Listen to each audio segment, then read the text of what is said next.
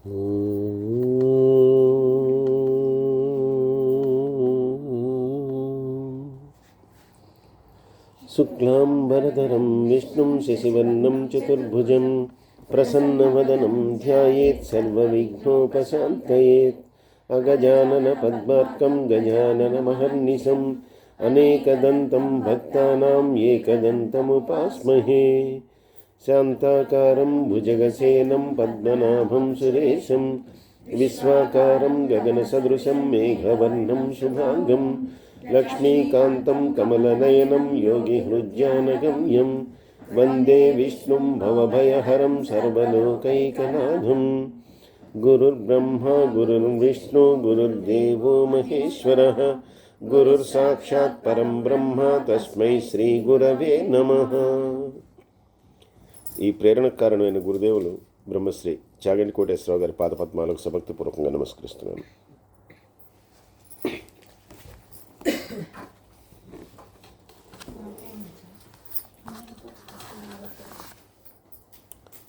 పదకొండవ అధ్యాయం మాఘపురాణంలో దిలీప్ చక్రవర్తికి ఆ వశిష్ఠ మహర్షి మాఘమాసం యొక్క గొప్పతనాన్ని చెప్తూ ఉన్నారు ఒక అధ్యాయంలో. ఇక్కడ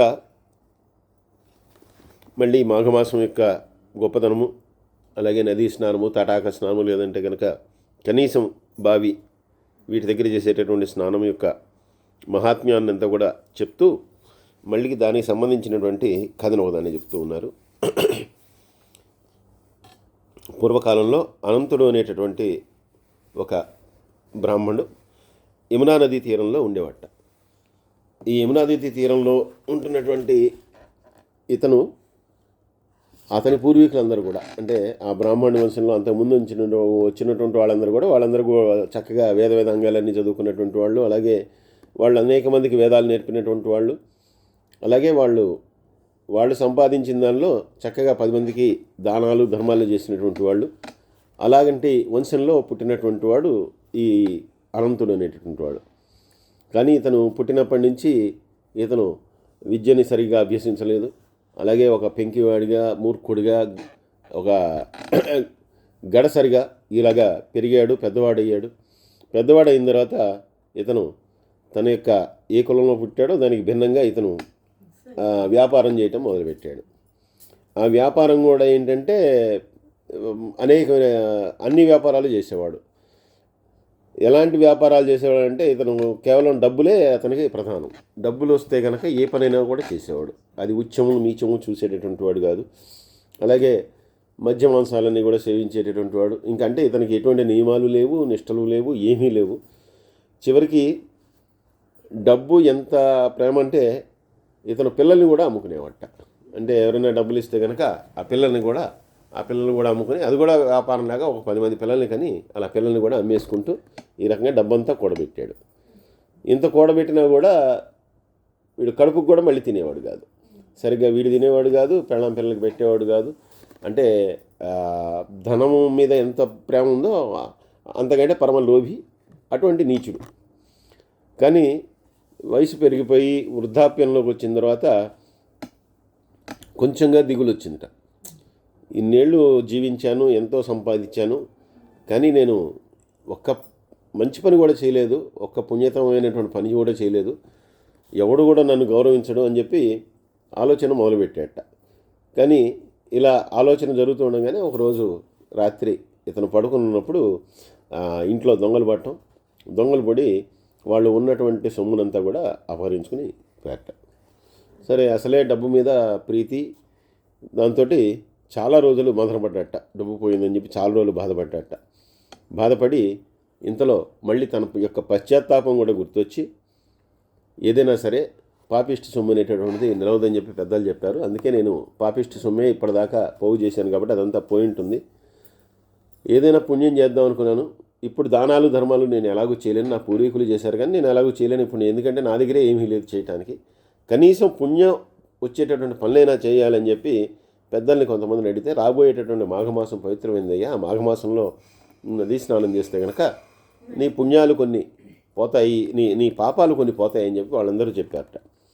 వెంటనే ఈయన యమునా నది ఒడ్డున ఉండేటటువంటి గ్రామంలోనే ఉంటున్నాడు కాబట్టి ఆ యమునా నది ఒడ్డున ఈ మాఘమాసం అంతా కూడా యథావిధిగా ఆ స్నానం అదంతా చేసేట.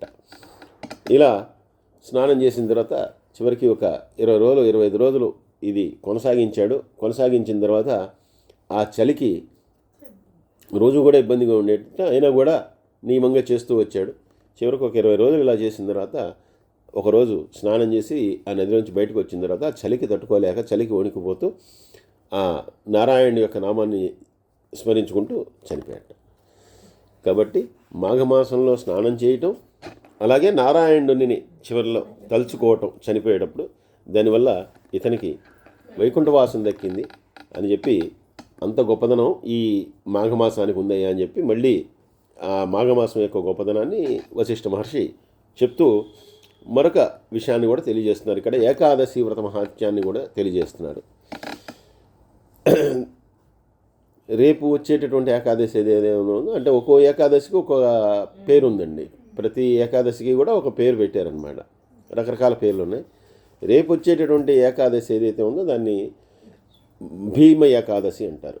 భీష్మ ఏకాదశి అది మామూలుగా భీష్ముడి దీని వల్ల భీష్మ ఏకాదశి, కానీ దీన్ని భీమ ఏకాదశి అని కూడా అంటారు అని. ఎందుకంటే ఇది భీముడితో సంబంధం ఉన్నటువంటి గాథ జరిగింది కాబట్టి ఆ ఏకాదశి నాడు దానికి భీమ ఏకాదశి అనేటటువంటి పేరుతో కూడా పిలుచుకుంటారు. అసలు అయితే భీష్మ ఏకాదశి అది. దానికి ఏంటంటే మనందరికీ తెలుసు, భీముడు అనేటటువంటి పాండవుల్లో భీముడు చాలా భోజన ప్రియుడు. ఇక ఆయనకంటే భోజన ప్రియుడు ఎవరు కూడా ఉండరు. అందుకే ఆయన చిన్నతనంలో కూడా తల్లి సగం భోజనాన్ని వాళ్ళందరూ కూడా ఒక చోట వాళ్ళందరూ ఉన్నప్పుడు 5 వాళ్ళ ఇంటింటికి వెళ్ళి తీసుకొచ్చినటువంటి అన్నింటిలో కూడా సగం వాటా భీముడికి ఇచ్చి మిగిలిన వాటాలన్నీ కూడా మిగిలిన సగంలో ఈ 4 వాటాలు పంచేది అని చెప్పి మనం చదువుకున్నాం. అలాగా ఈ భీముడికి మహాబలుడు, చాలా గొప్ప బలం ఉన్నటువంటి వాడు, అలాగే చాలా గొప్ప భోజన ప్రియుడు. అయితే ఈయనకి కూడా అనేక విషయాలన్నీ కూడా విన్న తర్వాత ఈయనకు కూడా ఏకాదశి వ్రతం చేస్తే బాగుంటుంది అనే ఒక ఆలోచన కలిగిందిట. ఆలోచన కలిగి వెంటనే మళ్ళీ నేను చేయటం ఏంటి, ఉపవాసం అనేది మనకు అసలు ఎలా కుదరదు, ఎందుకంటే ఆకలేస్తే కనుక అరనిమిషమైన ఆకలేనటువంటి వాడిని నేను ఎలా చేయగలుగుతాను, నేను చేయలేను అని చెప్పి మళ్ళీ అనుకుని ఊరుకున్నట్ట. కానీ మిగిలిన వాళ్ళందరూ ఏకాదశి వ్రతాన్ని చేయటం, అందులో సాక్షాత్తు కృష్ణ పరమాత్మ వీళ్ళకి చాలా ఇదిగా అంటే దగ్గరగా ఉండటం, ఇవన్నీ తెలుసుకున్నటువంటి వాడే సరే అసలు దాని గురించి సరిగ్గా తెలుసుకుంటానని చెప్పి వాళ్ళ యొక్క పురోహితుడు, కుల పురోహితుడు దౌమ్యుడు అనేటటువంటి ఆయన వాళ్ళకి పాండవులకి పురోహితుడు. ఆయన ఆ దౌమ్యుడి దగ్గరికి వెళ్ళి ఈ ఏకాదశి యొక్క గొప్పతనాన్ని చెప్పమని చెప్పి అడిగితే ఆయన ఏకాదశి అనేటటువంటిది ఆ విష్ణువుకి చాలా ప్రీతిపాత్రమైంది ఆయన. కాబట్టి ఏకాదశి నాడు ఎవరు ఉపవాసం చేసినా కూడా చాలా గొప్ప ఫలితాలు ఉంటాయి. అందులో అంతకుముందు చాలామంది రాజులు చేశారు. అంబరీషుడు అనేటటువంటి వాడు ఏకాదశి వ్రతం ద్వారా సాక్షాత్తు ఆ విష్ణుపదాన్ని చేరుకున్నాడని చెప్పి ఆయన మంచి విషయాలన్నీ కూడా చెప్పాట. ఈయన అన్నట్ట, ఏమండి ఇవన్నీ బాగానే ఉన్నాయండి, కానీ నేను ఆకలికి అసలు ఆగలేనే, ఒక అరగంట కూడా ఆగలేను ఆకలేస్తే, అలాంటిది నేను ఏకాదశి వ్రతాన్ని చేయగలుగుతానా, చేస్తే కన్నా బాగానే ఉంటుందా, దాని గురించి చెప్పండి అన్నట్ట. అంటే అప్పుడు ఆయన అన్నట్ట, ఏదైనా సరే ఒకటి చేయాలనుకున్నప్పుడు ముందర సంకల్పము, ఆ సంకల్పం చేసుకున్నప్పుడు దాన్ని భగవంతుడే నెరవేరుస్తాడయ్యా. కాబట్టి నువ్వు ఎంత భోజన ప్రియుడు అయినా కూడా ఎప్పుడైతే అటువంటి సంకల్పాన్ని చేసుకుంటావో ఆ సంకల్పాన్ని చేసుకుంటే కనుక ఆకలి అనేది ఉండదు. చాలామందికి ఆ ఉపవాసాన్ని చేస్తారు, ఉపవాసాన్ని చేసేటప్పుడు ఆకలిని జయిస్తారు, ఎందుకంటే వాళ్ళకి ఆ రోజు భగవంతుని మీద యొక్క భక్తితోటి ఆకలి అనేటటువంటిది అనిపించదు. కాబట్టి తప్పకుండా నువ్వు కూడా ప్రయత్నం చెయ్యి. అలా ప్రయత్నం చేస్తే కనుక తప్పకుండా నువ్వు కూడా చేయగలుగుతావు, దానిలో ఎటువంటి ఇబ్బంది ఉండదు, ఒక్కరోజుకి ఏమి అయిపోవు, కాబట్టి చెయ్యి అని చెప్పాట. అందులో ఈ ఏకాదశిలో కూడా పుష్యమి నక్షత్రంతో కూడి వచ్చేటటువంటి ఏకాదశి ఏదైతే ఉందో అది మరీ విశేషమైంది. కాబట్టి వచ్చేటటువంటి ఏకాదశి ఆ పుష్యమి నక్షత్రంలో వస్తుందయ్యా. అటువంటి ఏకాదశి అనేటటువంటిది ఎప్పుడో 100కో 1,00,00,000 ఒకసారి వస్తుంది, కాబట్టి తప్పకుండా నువ్వు చేస్తే కనుక బాగుంటుంది. అందులో 24 ఏకాదశులు వస్తాయి సంవత్సరానికి, ప్రతి నెల 2 వస్తాయి. ఆ రెండిట్లో కూడా మాఘశుద్ధ ఏకాదశి అనేటటువంటిది చాలా గొప్పది. కాబట్టి ఈ మాఘశుద్ధ ఏకాదశి గొప్ప ఫలితాన్ని ఇస్తుంది. కాబట్టి ఆ రోజు ఏకాదశి వ్రతాన్ని పాటించు, ఆకలి గురించి దిగలపడకయ్యా. నువ్వు కనుక దీక్షగా సంకల్పం కనుక చేసుకుంటే కనుక ఇటువంటిది కూడా నీకు ఇబ్బంది కలగదు అని చెప్పాట. అప్పుడు తన యొక్క కులగురువు చెప్పినటువంటి మాట మీద ఆ భీముడు ఆ మాఘశుద్ధ ఏకాదశి నాడు ఆ వ్రతాన్ని చేయటం, వ్రతాన్ని చేసి ఏకాదశి వ్రతాన్ని పూర్తి చేయటం చేసేట. కాబట్టి అప్పటి నుంచి ఈ భీష్మ ఏకాదశి అనేటటువంటిది భీమ ఏకాదశి అనేటటువంటి పేరుతో కూడా పిలవడం మొదలుపెట్టారట. భీముడి పేరు మీద భీమ ఏకాదశి అనేటటువంటి పేరుతో దీన్ని పిలవడం మొదలుపెట్టారట. అలాగే మనకి ఇదే అధ్యాయంలో మరొక విశేషాన్ని తెలియజేస్తున్నారు. అదేంటంటే శివరాత్రి. శివరాత్రి అనేటటువంటిది కూడా ఈ మాఘమాసంలోనే వస్తుంది. ప్రతి నెల కూడా అమావాస్య ముందు వచ్చేటటువంటి చతుర్దశి ఏదైతే ఉందో దాన్ని మాస శివరాత్రి అంటారు. అయితే ఈ మాసంలో వచ్చేటటువంటి అంటే మాఘమాసంలో అమావాస్య ముందు వచ్చేటటువంటి చతుర్దశి ఏదైతే ఉందో ఇది మహాశివరాత్రి. మిగిలినవన్నీ మాస శివరాత్రులు, ఇది మహాశివరాత్రి. ఈ మహాశివరాత్రి అనేటటువంటిది శివుడికి చాలా ప్రీతికరమైనటువంటి రోజు. ఇది చతుర్దశిలో వస్తుంది, కృష్ణపక్షంలో వస్తుంటే బహుళపక్షంలో వచ్చేటటువంటిది. ఈ బహుళపక్షంలో వచ్చేటటువంటి చతుర్దశి రోజున ఆ శివారాధన ఏదైనా కానీ శివునికి అష్టోత్తర శతనామాలతో పూజించడం కానీ, లేదంటే కనుక రుద్రాభిషేకం చేసుకోవడం కానీ, ఇవన్నీ కూడా చాలా విశేషమైనటువంటి ఫలితాలను ఇస్తాయి. అలాగే భక్తి శ్రద్ధలతో ఎవరైతే కనుక ఆ శివరాత్రి రోజున బిల్వపత్రాలతో ఆ శివుణ్ణి పూజించి ఆయన మీద బిల్వపత్రాన్ని ఉంచుతారో అటువంటి వారికి కైలాస ప్రాప్తి కలుగుతుంది అని చెప్పి దానికి సంబంధించినటువంటి ఒక కథని కూడా ఈ అధ్యాయంలో తెలియజేస్తూ ఉన్నారు. పూర్వకాలంలో కులీనుడు అనేటటువంటి ఒక వేటగాడు ఉండేవాట. ఆ వేటగాడు వాడికి వేట తప్పితే ఇంకా వేరే జీవితం ఉండే వాడికి ఇంకేమీ లేదు. కేవలం వేటాడటం, జంతువులన్నింటినీ కూడా కావాల్సిందని చంపుకోవడం, తినడం, ఇలా రోజు కూడా వేట మీద ఆధారపడి ఉండేవాడు. కుటుంబాన్ని అంతా కూడా వేట మీద పోషిస్తూ ఉన్నటువంటి వాడు. ఇలా ఉన్నటువంటి ఈ కులీనుడికి ఒక రోజున వేట కోసం పొద్దున్నే బయలుదేరితే ఆ రోజు ఇతను దురదృష్టమో జంతువుల యొక్క అదృష్టమో ఇతనికి ఏ జంతువు కూడా ఇతను ఎదురుకుండా పడలేదు. దాంతో సమయం మించిపోతుంది, మధ్యాహ్నం అయిపోయింది, సాయంత్రం అయిపోయింది, ఏ జంతువు కూడా దొరకలేదు. ఏదో ఒకటి దొరకకుండా ఇంటికి వెళ్ళి కూడా ఉపయోగం లేదు, ఎందుకంటే ఇదంతా కూడా తీసుకెళ్తేనే ఇంట్లో ఆ పూట భోజనం వీళ్ళకి అని చెప్పి వాడు ఆ మృగాల కోసం వేటాడుతూనే ఉన్నాడు. ఇంతలో చీకటి కూడా పడిపోయింది. ఆ రోజు శివరాత్రి, వీడికి అవన్నీ తెలియదు. వీడు మామూలుగా వేటాడుకుంటూ కూర్చున్నాడు. సరే, శివరాత్రి అయ్యేసరికి వీడు రాత్రి కూడా ఏమీ దొరకలేదు. సాయంత్రం అయిపోయింది, చీకటి పడిపోయినా సరే రాత్రిపూట ఒక నీటి మడుగు లాంటిది ఒకటి ఉంటే ఆ నీటి మడుగు దగ్గర ఒక చెట్టు ఉంది పక్కన. ఆ చెట్టు మీద ఎక్కి కూర్చున్నట్టు. ఎందుకంటే రాత్రిపూట జంతువులు ఏంటంటే రాత్రిపూట నీటి మడుగు దగ్గరికి తాగడానికి వస్తాయి. కాబట్టి అవి తాగడానికి వచ్చినప్పుడు దేన్నో దాన్ని చంపేస్తే కనుక తీసుకెళ్దాం అని చెప్పి ఒక చెట్టు ఎక్కి దాని మీద కూర్చొని వచ్చేటటువంటి జంతువు కోసం ఎదురు చూస్తూ కూర్చుంటే జంతువులు కూడా ఏమీ రావట్లేదు. ఆ రోజు నీరు తాగడానికి జంతువులు కూడా ఏమీ రాలేదు. కాబట్టి పొద్దున్నుంచి ఏమీ తినలేదు, ఏ వేట దొరకలేదు, ఏ జంతువు కనపడలేదు, దేన్ని చంపలేదు, దేన్ని తీసుకెళ్ళలేదు. ఎప్పటికి దొరుకుతుంది, నేను ఇప్పుడు ఇంటికి వెళ్ళాలని చెప్పి ఇలా అక్కడే ఆలోచిస్తూ కూర్చున్నట్ట.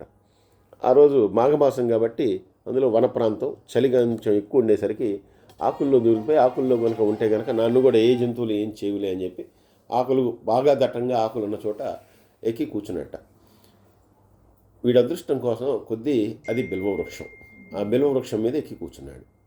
ఈ బిల్వవృక్షం మీద ఎక్కి కూర్చున్న తర్వాత సరే ఇలా రాత్రి గడిచిపోతుంది. వీడికి ఒకవైపు ఏమో కాస్త నిద్ర వస్తుంది, కానీ చెట్టు మీద పడుకుని ఉంటే కనుక మళ్ళీ ఎలుగుబంటి లాంటివి వచ్చి ఎక్కడ చంపేస్తాయని చెప్పి భయంతో నిద్రపోకుండా కూర్చోవటం. ఈ నిద్ర అనేది వచ్చినప్పుడల్లా ఒక రకమైనటువంటి తూలుడు వచ్చినప్పుడల్లా ఆ కొమ్ము మీద ఆధారపడటం, అప్పుడల్లా కూడా ఆ కమ్ము కదలడానికి గలగలమని చెప్పి ఆకులన్నీ కూడా రాలటం, ఇవన్నీ కూడా జరుగుతున్నాయి. ఇవన్నీ కూడా ఇతని ప్రయత్నం ఏమీ లేదు, అంతా కూడా ఆ ప్రయత్నంగా అన్నీ జరిగిపోతున్నాయి. సరే, ఇలాగా చూస్తూ ఉండగానే తెల్లారేదాకా కూడా ఏమీ దొరకలేదు. సరే, నిరాశ నిస్పృహలతో మళ్ళీ చెట్టు దిగి ఆయన ఇంటికి వాడు వెళ్ళిపోయిన తర్వాత కొంతకాలం కొన్ని సంవత్సరాలు గడిచిపోయిన తర్వాత చనిపోయిన తర్వాత విచిత్రంగా వీడికి కైలాస ప్రాప్తి కలిగింది. వెంటనే యమభట్టులు కూడా వచ్చారట. అదే సమయంలో యమభట్టులు కూడా వస్తే కనుక వాళ్ళు శివదూతలు చెప్పారట, లేదు మేము ఈయన్ని కైలాసం తీసుకెళ్ళాలి అని. వాళ్ళు వెంటనే వెళ్ళి యముణ్ణి ఇలా ఎందుకు జరిగింది యమధర్మరాజా, ఎందుకంటే వీడు చాలా పాపాలు చేస్తున్నాడు కదా, ఎన్నో జీవులను చంపాడు, దుష్టుడు, నీచుడు, వేటగాడు. వీడు ఒక్కోసారి మనుషులను కూడా చంపేశాడు. ఎందుకంటే ఆ బాణాలు వేసేటప్పుడు, జంతువు కోసం బాణాలు వేసేటప్పుడు ఒక్కోసారి వాడు మనుషులను కూడా చంపేశాడు వాడి బాణాల దగ్గర. అలాంటి వాడికి కైలాస ప్రాప్తి ఎలా జరిగిందంటే వాడికి తెలియకుండా శివరాత్రి నాడు జాగారం చేశాడు. అలాగే ఏమీ తినకుండా ఉన్నాడు ఆ రోజు, వాడికి ఏమీ దొరకలేదు, ఏమీ తినలేడు. అభోజనంగా ఉండి శివరాత్రి నాడు ఆ చెట్టు మీద కూర్చుని వాడు అలా కదిలినప్పుడల్లా కూడా బిల్వవృక్షాలు వాటంతటా అవే అప్రయత్నంగా ఆ శివలింగం మీద పట్టడం, దాంతో ఆ పుణ్యం అంతా కూడా వాడికి వచ్చింది. వాడు చేయకపోయినా కూడా ఆ పుణ్యం అంతా వాడికి వచ్చింది. జాగరణ చేసినటువంటి పుణ్యం కూడా వచ్చింది శివరాత్రి నాడు. కాబట్టి వాడికి ఆ కైలాసవాసం అనేటటువంటిది వాడికి లభించింది. వాడు మన దగ్గర ఈ నరకంలో వాడు బాధపడాల్సిన అవసరం లేదు అని చెప్పి యముడు దానికి వివరణ ఇచ్చాట. కాబట్టి ఆ విషయాన్ని వశిష్ఠ మహర్షి చెప్తూ అంత గొప్పది శివరాత్రి మహాత్మ్యం అనేటటువంటిది. కాబట్టి శివరాత్రి నాడు ఉపవాసం చేసిన, లేదు శివుని పూజ చేసిన, ఆ పూజ చేసేటప్పుడు బిల్వదళాలతో ఆయనకి పూజ చేసిన తర్వాత ఆ రోజు జాగరణ చేసిన, ఇవన్నీ కూడా విశేషమైనటువంటి ఫలితాలను ఇస్తాయి. ఇది కూడా మాఘమాసంలో వచ్చేటటువంటిది కాబట్టి ఇది మరీ విశేషమైనటువంటిది ఈ మహాశివరాత్రి అనేటటువంటిదని ఈ విషయాన్ని మనకి ఈ అధ్యాయంలో తెలియజేస్తూ ఉన్నారు. సర్వే జనా సుఖినో భవంతు, సమస్త లోకా సుఖినో భవంతు. స్వస్తి. అంటే ఇప్పుడు ఈ నైనసార